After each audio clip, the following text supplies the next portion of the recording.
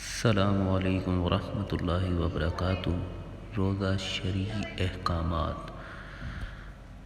جی، روزے کی حالت میں کچھ کھا لینا یا پی لینا بشرط ارادہ و نیت سے روزہ ٹوٹ جائے گا۔ نمبر 10، کلی کرتے وقت یا ناک میں پانی ڈالتے وقت پانی حلق سے اتر گیا تو بھی روزہ ٹوٹ جائے گا۔ 11 نمبر، کسی نے روزہ دار کی طرف کوئی چیز پھینکی اور اس کے حلق میں اتر گئی تو بھی روزہ ٹوٹ جائے گا۔ نمبر 12، نہاتے وقت پانی حلق سے اتر گیا یا سوتے میں کچھ پیا تو روزہ ٹوٹ جائے گا۔ نمبر 13، سنگریزہ، گٹھلی، ڈھلا، کپاس، کاغذ وغیرہ نگل لیا تو ان سب سے بھی روزہ ٹوٹ جائے گا۔